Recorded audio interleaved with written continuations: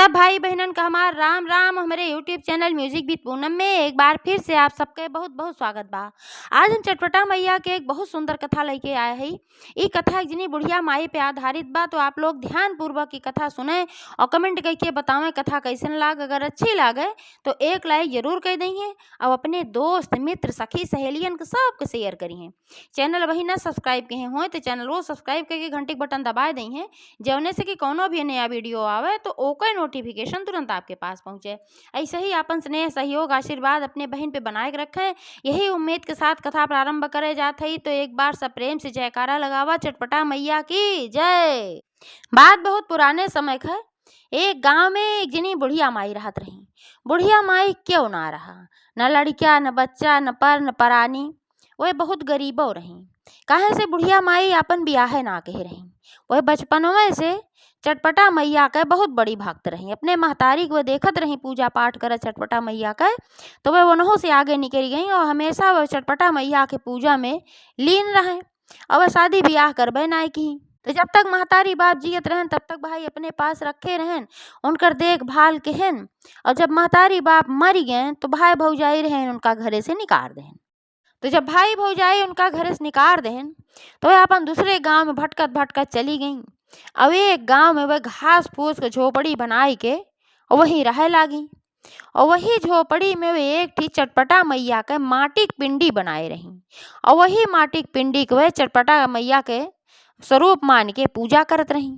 तो उनके पास धन दौलत तो ना रहा कि बहुत विधिवत बहुत बड़ा पूजा करते रही, लेकिन उनके पास श्रद्धा रहा, भाव रहा और भक्ति रही, जब उनकी माता जी का बहुत प्रिय है। तो श्रद्धा भाव भक्ति से वे माता जी के नियमित रूप से पूजा करते रही, थोड़ा सा जल अर्पित करते रही और जंगल बन से इधर उधर से अपन अच्छा अच्छा फूल चुन के लावत रही और वह फूल वह माता जी का अर्पित करते रही।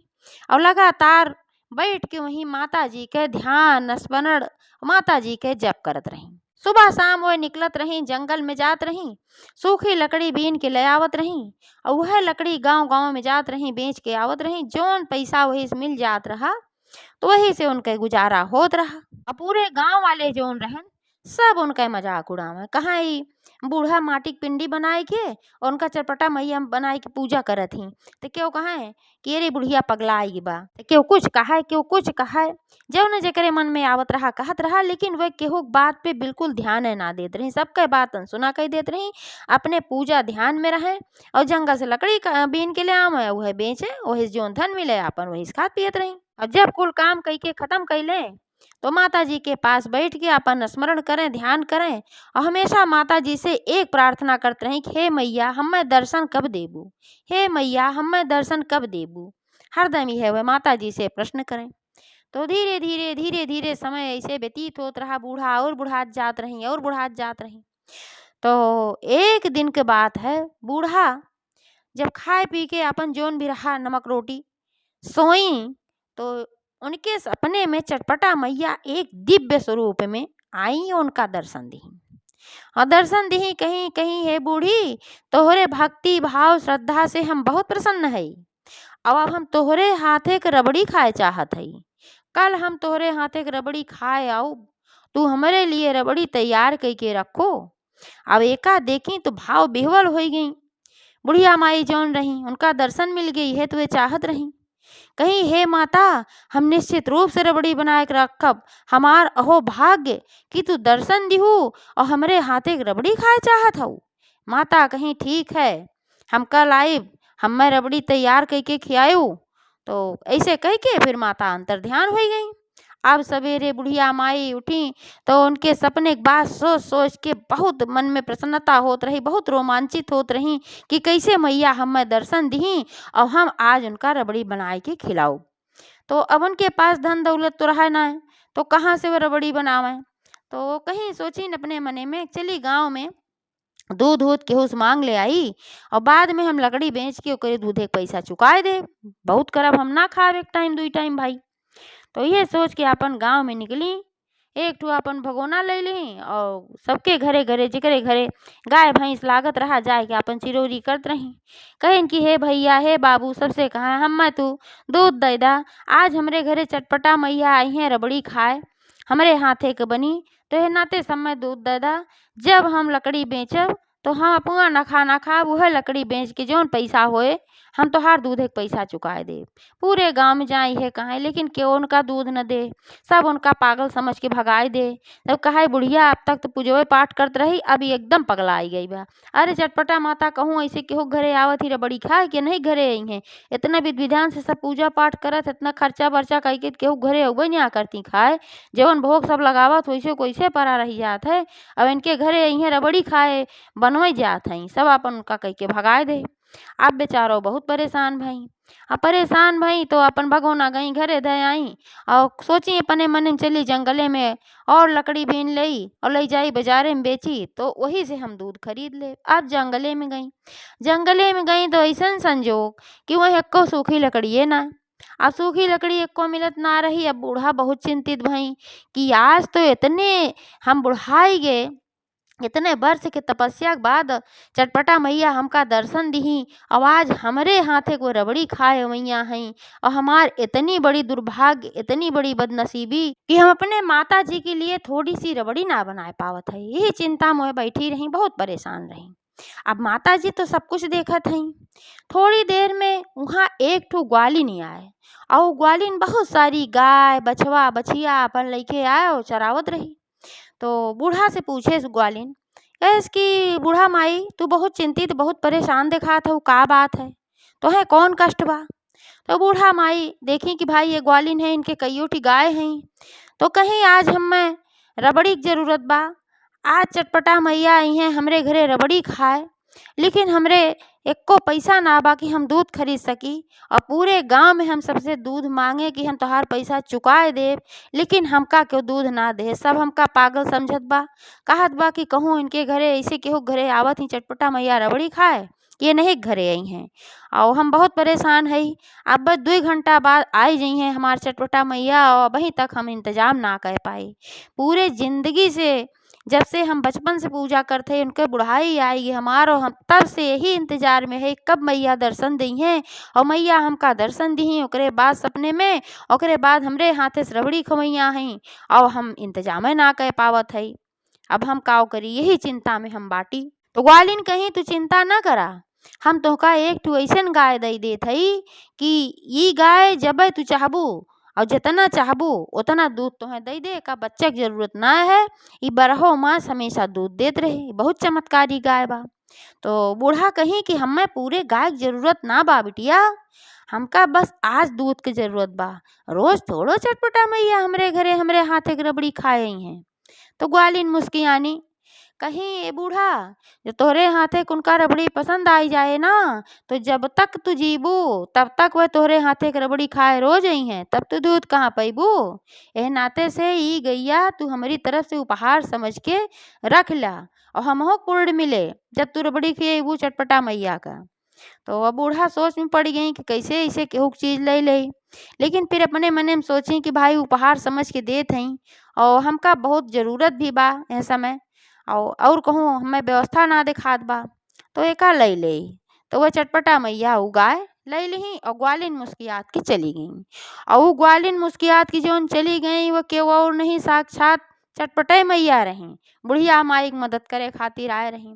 अब बुढ़िया माई खुशी खुशी घरे आई, दूध निकारी और बहुत प्रेम से श्रद्धा से भाव से रबड़ी बनाई। अब उनके जो रबड़ी बनाई वह रबड़ी में उनके जो प्रेम और श्रद्धा से उमा घुसी, तेहनाते वो रबड़ी बहुत टेस्टी बहुत अच्छी रबड़ी बनी भाई।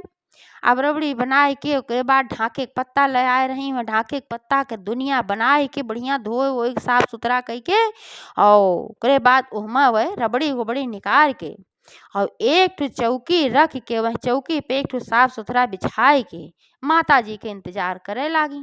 यहर गांव वाले आपस में विचार कहन कहन बुढ़िया कहत रही कि हमरे घरे आ जाइए चटपटा मैया रबड़ी खाए, चला तनी देख जाए। तो सब मजाक उड़ावे के लिए जुट के इकट्ठा आयन कि अब्बा जब न आई हैं तब बूढ़ा हम सब मजाक उड़ाओ।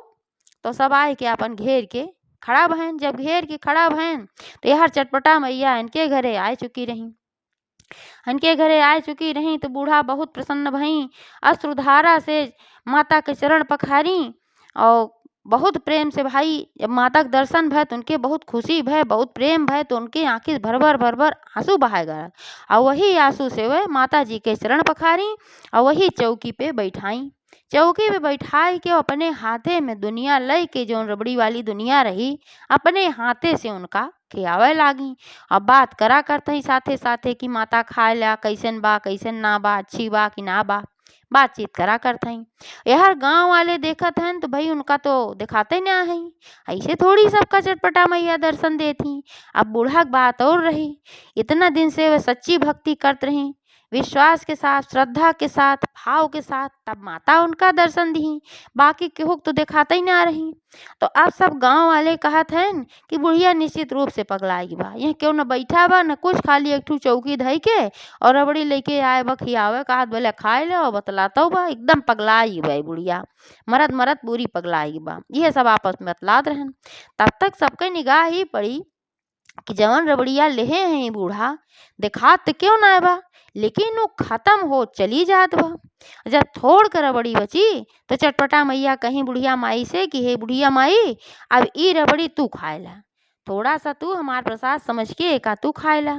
तो बुढ़िया माई बहुत मगन भाई और वो का पुआ खाए ली। अब सब जब देखे इसकी रबड़ी भाई खत्म हो गए, सबके मने में बात वह है कि निश्चित रूप से बुढ़िया जौन कहत रही वो सही कहत रही, हमरे सबका नाय दिखानी, लेकिन चटपटा मैया जरूर आए रही और रबड़ी खाए के गई।